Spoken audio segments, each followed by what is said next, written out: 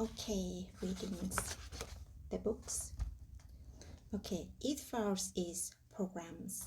Almost every website, web application you use is comprised of many different JS files, typically with the JS files extension.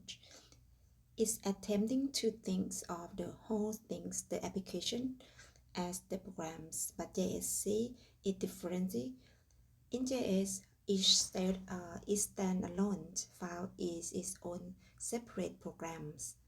The reason is method is primarily route error handlings.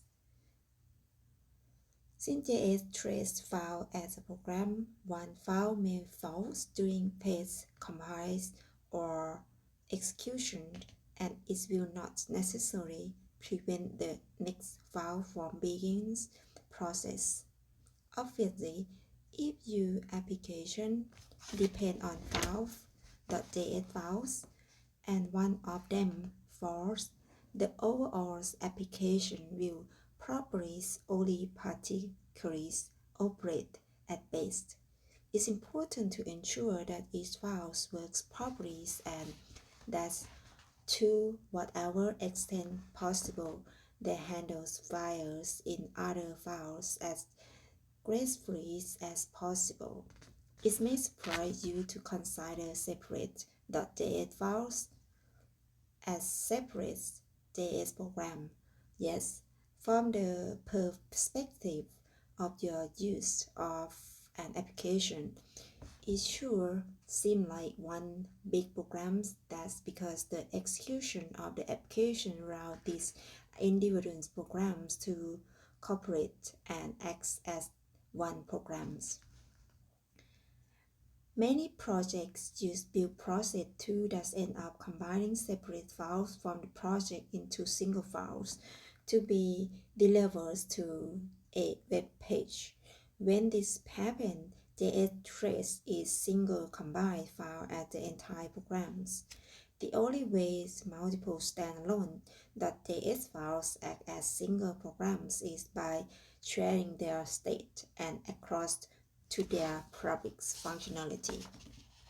Via the global scope, they mix together in the global scope namespace, so at runtime they act as home. Since ES6, JS has also supported a models format in addition to the typically standalone JS format.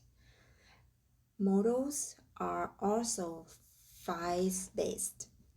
If a file base is loaded via models, loading mechanisms such as an import statement or script type models tags, all its code is treated as a single models.